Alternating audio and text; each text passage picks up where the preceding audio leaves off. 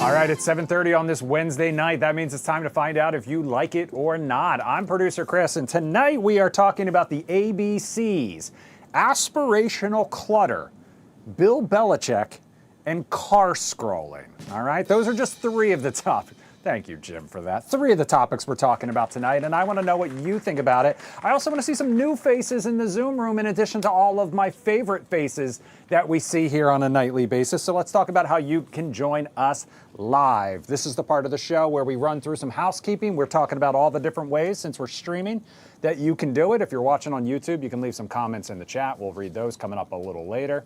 If you're watching on the Fox local app on your connected TV, you can make it a two-screen experience. Just grab your phone, scan the QR code, or type in that meeting ID and get ready to join us live. If you're watching on our website, fox5dc.com, or you're watching a mobile version of Fox Local, and you can't scan the QR code, we have it posted at the top of my Instagram page, Fox5 Producer Chris.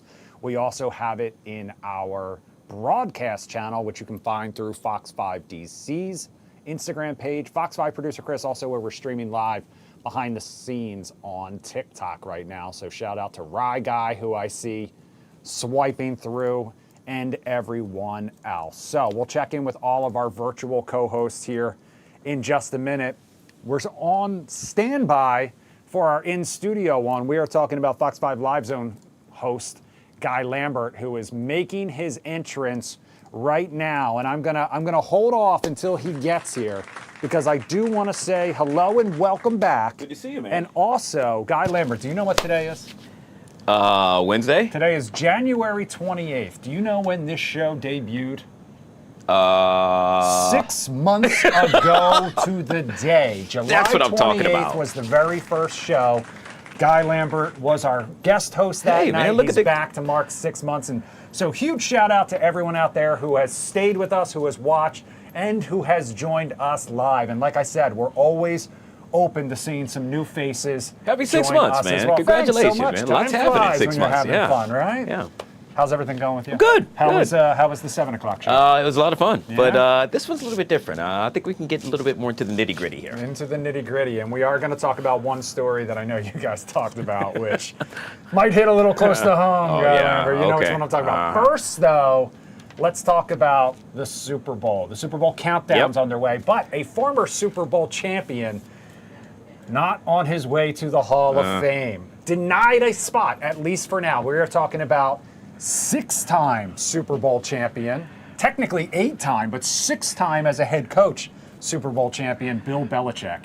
The legendary head coach learned yesterday he will not be a first ballot Hall of Famer. He could still make it in, but he's not going in on the first ballot. He fell short of the required votes to make the cut. ESPN says that the two major scandals Belichick was plagued by during his time in New England, we're talking about Spygate back in 2007 and Deflategate in 2015, were part of the discussions when it came to denying him that spot. So, Guy, he holds the record for the most Super Bowls by a head coach.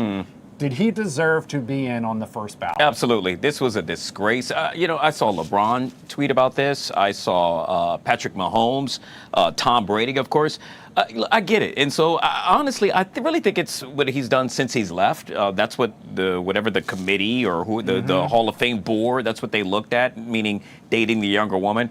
Who cares? I mean, it's all about what he did on the field. He put up the numbers. Yes, it was Deflategate, but that was 1 year. This guy's a Hall of Famer. And if anything, it's what did they say on TMZ right before Like It or Not came on? I think it's more of a shadow on the board than Belichick himself. Yeah, I definitely agree with you, and I think it has more to do with his reputation since he left New England and what he's done, or lack thereof, down at UNC and the relationship that he's currently in. David's in the Zoom room tonight. David, thanks for being a loyal viewer over the past 6 months. Do you like the idea of Bill Belichick getting denied a first ballot Hall of Fame? Evening, Chris. Yeah, been with you since day one. And what's up, Guy? What's up, I agree man? with both of you. Hold on, Alex. I agree with both of you where what more do you have to do to get in? What more can you achieve than he has achieved as both a head coach and a defensive coordinator for the New York Giants for the 2 Super Bowl runs? His merit, his resume, there's no it's hard to make a case that there's anybody better. He might be the best coach of all time, Yeah. and to not make it on the first ballot, I do agree that it's probably dating that girl. Which, what does that have to do with football? What does that have to do with the Hall of Fame? I think you're right, and it's turning into like a popularity contest. It's like a judge of character as opposed to like what you've done on the field. So I don't know. I don't think they should be concerned so much with character and reputation or anything like that. You should be concerned with performance, because that's objective and measured. If you get subjective, then who knows what criteria you use to vote people in or out. Okay, Yeah. so I'm going to play devil's advocate here just for 1 second. If he did not have Tom Brady as his quarterback, do you think he would still have 6 rings as a head coach? He's got 2 rings with the Giants. That's And he true. earned his spot. That's true. But do you think his... No, I would say no. Yeah, Yeah. I mean, Tom Brady's an institution in himself. I mean, it's Tom Brady, arguably the best quarterback of all time. So yeah, but with Tom Brady, would he have gotten those Super Bowl rings without Bill Belichick? You got to pair the two together. You can make the case either way. He left, he went to Tampa Bay, and he won a Super Bowl that very first season. Second season, things didn't go quite as well for Tampa Tom. All right, Chad's in the Zoom room tonight. Chad, do you think Bill Belichick deserved that first ballot Hall of Fame? I'm not a fan of Bill Belichick, but yeah, he deserves it 100%. I'm not a fan, but I'm team he should get it. All right, well, That's all I have to say about this that. debate will continue. And look, if you look at the Baseball Hall of Fame, that one has been plagued by scandal as well. Some big stars, Manny Ramirez, Alex Rodriguez, those guys who were tainted by that steroid era of baseball, they didn't make it in, and their time has lapsed. They will never make it in without some sort of major changes. So I know a lot of people have feelings about that too. Alex Rodriguez, considered one of the greatest baseball players of all time. Also one of our Fox Sports colleagues, along with Tom Brady as well. All right, people have different ways of winding down after work. A long day at work, and one of them apparently is called car scrolling. In fact, the Wall Street Journal says for some people it has become a favorite little luxury, a cherished routine that can serve as a buffer between hectic workdays and whatever awaits them at home. They also tell the paper that 20 minutes of scrolling is enough time to rest without feeling guilty. But at the same time, some people are worried about getting caught, saying their spouses will see them hanging out in the driveway on their Ring doorbell cameras and get upset that they're not coming inside right away. Guy, car scrolling after a long day. Do you like this or do you not? Yeah, I like it for me, but I do it once I get home. Part of what you just said is that sit in the car. Yeah, I don't sit in the car. Just go walk in and, I watch TV, watch Do You Like It or Not, and then I'm actually scrolling while I'm watching the show and I'm at home. Yeah, so I don't see why people have to hide. Then again, if you're hiding from, let's say, that significant other that wants you to do honey-do chores as soon as you walk in, which that's fine, or, you got the kiddos to take care of, which, yet again, that's fine. I get it. So you want some me time prior to walking in the house. Yeah, that's what the bathroom is for. Yeah, well, speak for yourself. my friend. Allison, the car scrolling, before you walk in the door, needing a little time in the car to decompress, whether you're scrolling social media or not. Do you like this or not?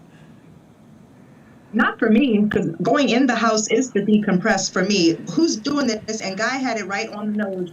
It's the person that has somebody in the house that is getting on your nerves, whether that be a partner that's going to be nagging you or agitating you, or the kids are like, help me, feed me, whatever. Somebody in that house is on your nerves. So you got to wait until you get there, sit in that parking lot and relax before you go into whatever it is you're about to get into at home. Yeah, this strikes me as one of those serenity now type moments Yeah. where you kind of have to muster up the energy after a long day. Sandra is back in the Lion Zoom room. Welcome back. Hi guys, I'm a little bit under the weather today. Oh, I'm Old man sorry. Wilson has got me. Well, hopefully you'll be feeling better soon. But this idea of coming home from a long day at work, sitting in the car, scrolling for 20 minutes before you go in the house, do you like this or not? To each his own. I don't have a car, so my scrolling or car scrolling happens at night after I have done everything in my house. I've fed my kids, the dog has been walked, I've taken a shower, and I lay down, and then I just scroll till I go to sleep.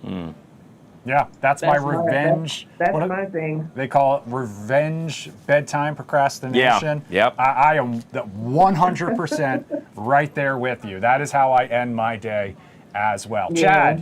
Chad, when you get home from a busy day at the gym, I know you are you sitting on your bicycle scrolling before you go in the apartment? No, I literally run in the house and turn this on. So this is my, I guess, decompression. But back, when my kids were younger and I did have a car, I would typically take the wonderful car nap. I wouldn't scroll, but I would get that 20 minutes just waiting for the kids to get out of school. The best car nap. Oh, it was the greatest. I do remember those nice days with the car nap. But no, I don't have long, hard days anymore anyways. That must be nice. Well, that's good, and I'm glad that we provide that outlet for you. Yeah. To decompress with your hot takes. And that can be you at home too if you're watching right now. All you got to do is scan that QR code in the corner. This next one we made reference to, and I know you talked about it at 7 o'clock. Gosh. It's for all the women out there who may have felt lied to on dating apps when it comes to a man's height. A club in London throwing a party. You see the title of it right there, Land of the Giants. It will only allow entrance to men who are at least 6 feet tall. There are no height requirements or any other type of requirements for women. Guys will be measured at the door before they are allowed in. Now, if you think who the hell would want to go to this, the ticketed event has completely sold out. It was so popular, the organizers are already planning more for the future. So, Guy, discriminating against the short kings, do we like it or not? Absolutely not. This is by far the biggest outrage I could cry foul for ever. Well, and then again, I get it. Come on, man. I mean, what happened to us short guys? I mean, show us some love. Maybe I need to do a short king club. Short king club. Oh, you're 6 foot, aren't you? I am exactly 6 feet Yeah, tall. that's why you did this story, to tease me. 5'11" and 3/4 without my heels on. Allison, do you like this? Do you like a height requirement to enter? You must be this tall to ride. Do you like it or not? No, I think it is very discriminatory. That's a horrible thing. And it also causes females to be superficial. It's like, stop trying to find somebody because they have one specific quality. You're going to miss out on the best person of your life trying to be with someone just because they're tall. That's insane. Yeah. Chad, how tall are you? We were just talking about this. I was side by side. I'm like 5'11". You're like 6'2", dude. No, 6'3". I'm 6'3". definitely not. I promise you. So, Chad's 5'11" or something. Yeah, I used to be 6 foot. I think I'm shrinking. Yeah, well, we're hitting that age, I sir. don't like this because I can't get in anymore. Why would you want to get in? You have a girlfriend. Oh, right. That's right. This is the part of the show where we get Chad in trouble. That was awesome. As well. David, devil's advocate here. If a group of guys put on a party and they said there needed to be a weight requirement for women to enter, what would the universal backlash be? It would be horrendous. There would be an explosion of protests. And Chris, you're very politically correct with the criteria you chose. But hey, Guy, why are you against the 6 foot criteria? You must be 6 foot as well, my friend. David, how tall are Chris, well, while you were out when the women were hosting, they made an accusation of men saying that the men were the most superficial. And I turned around on them and I said, if you want to see superficial people, talk to women and their men with height. That's women's number one physical screening criteria. And so I think it'd be totally fair, Chris, if women are going to discriminate by saying 6 foot or taller to get into a club, then we should be using some kind of physical characteristic that we find attractive in women to screen them getting into the same club. And we will pay the price for it. Let's get another female opinion. Sandra's in the Zoom room tonight. Sandra, a 6 foot minimum requirement to enter. Do you like this or not? I'm going to go with Allison. That is just, it's discriminatory. I myself, I'm only like 5'6.5", so I'm pretty short. But I like tall men. For me, I like tall men. But to have a club where the only thing you have to enter is your height, I find that a little bad. I don't know. I would say a lot of people agree with you, but it's sold out. Yeah. So I think it's only going to be a matter. I mean, listen, there are dating apps that have already sort of tried to institute these filters as well.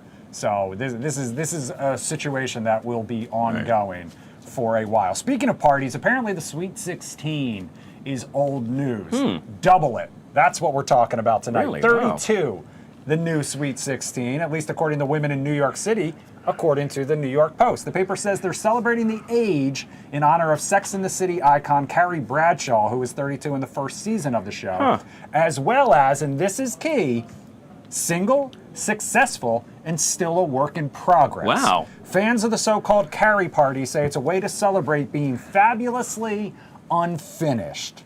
Guy, the Sweet 32. Do you like celebrating I this or absolutely not? love this for ladies and the guys. I mean, I think in your 30s is where you really hit that age where you're pretty much established. Your career is going on. You know, you have a little bit of extra money than what you did when you were in your 20s if you did it right.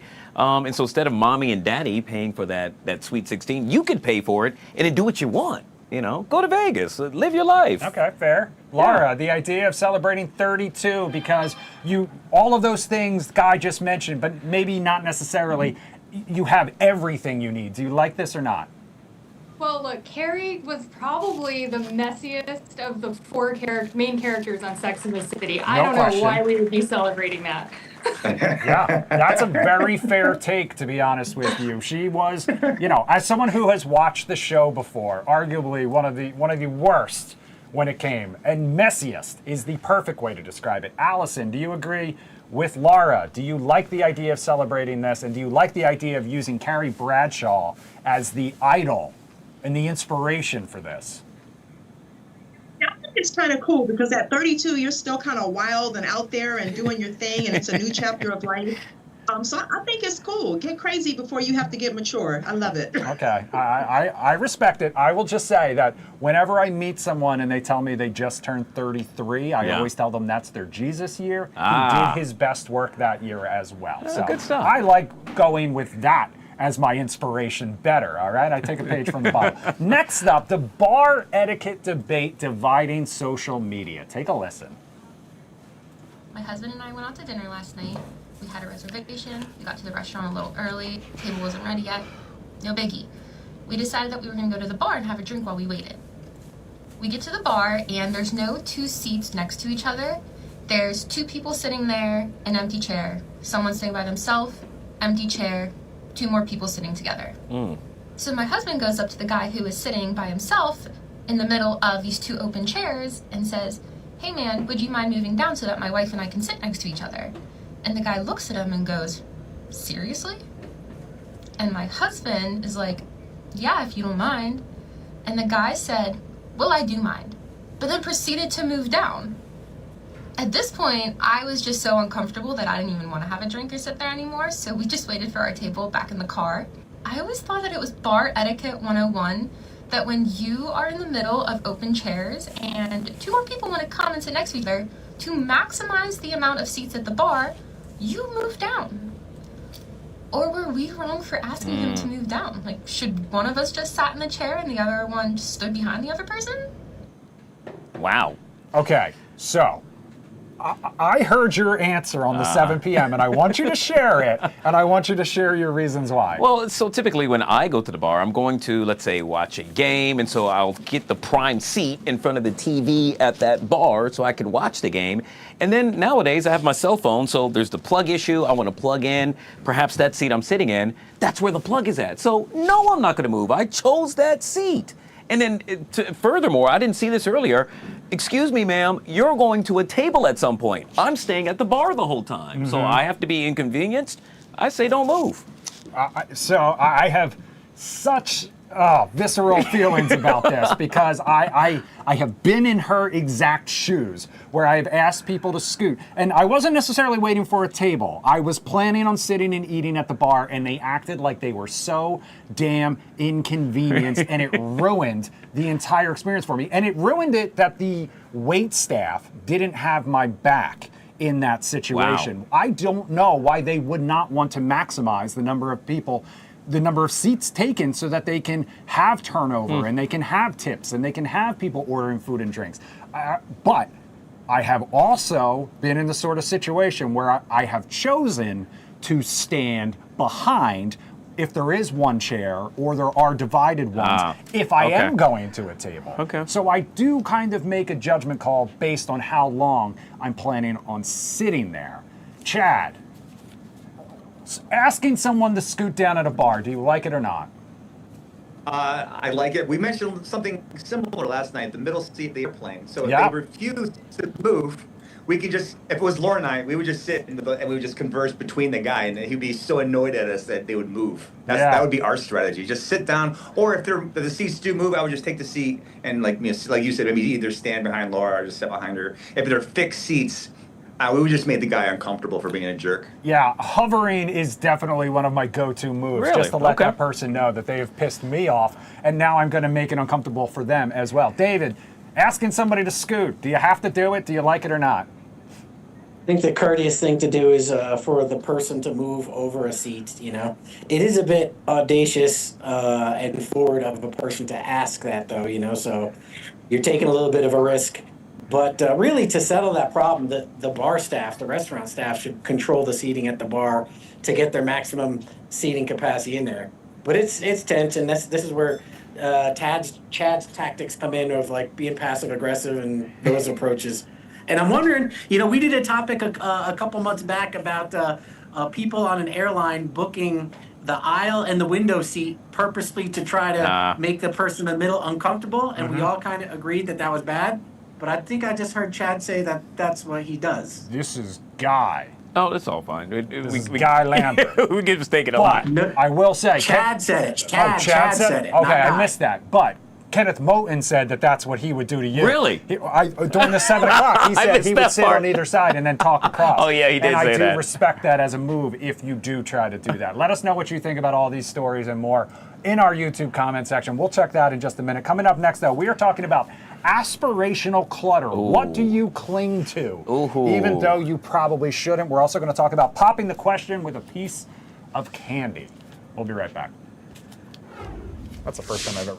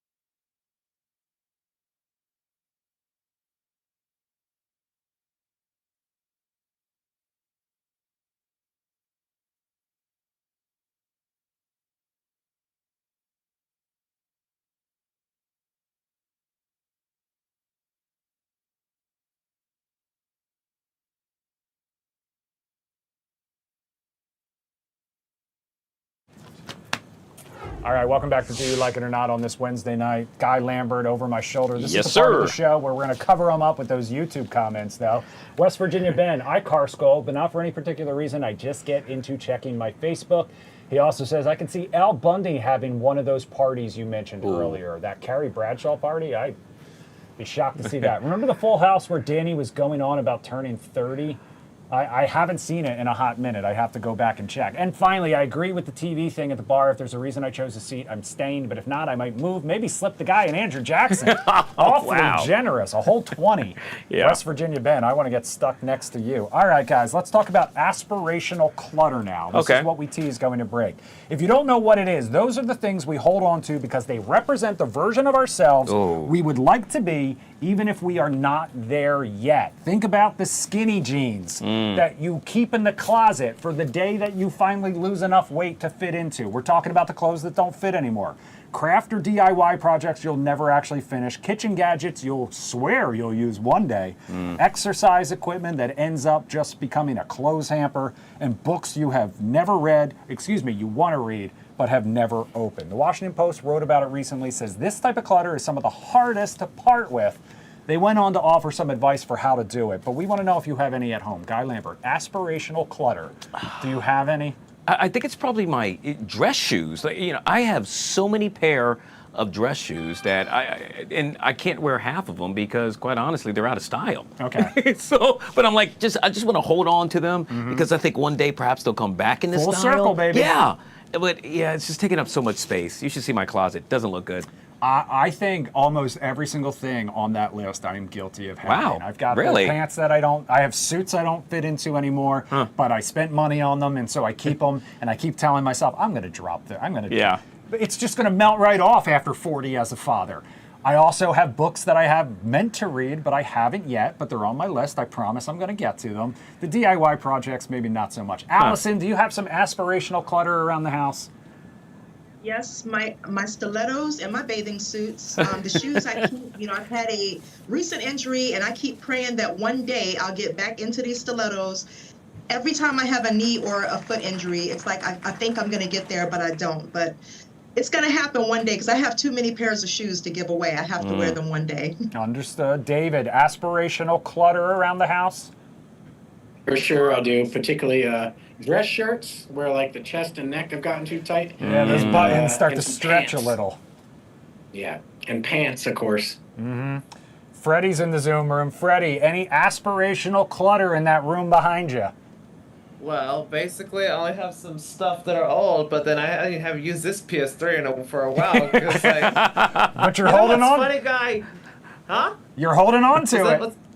Yeah, that's what I didn't barely use this, and I was gonna get rid of that anyway, because then I already got it on my PC. All my games are on the PC, my gaming one, because I still play the nostalgia. That's what I always do. But all my stuff there that I use no more, I just want to get rid of that stuff. Yeah, I just either donate or just toss it away. Yeah, I have like a PlayStation 2. I also have like old toys or things like that I tell myself like, someday my child's going to want this too. They're not going to want it. Who am I kidding? All right, guys, finally, back in the day, a lot of kids may have pretended that they popped the question or were engaged with a ring pop. Do you remember those? Absolutely. Like the gigantic jewel that you would put on and then all right, now you can actually do it for real because jeweler Brilliant Earth has teamed up with the candy maker for a designer line, limited edition designer line, of engagement rings inspired by the lollipop. Wow. The rings are available in both Cherry Darling and Strawberry Sweetheart. You're taking a look at them right there.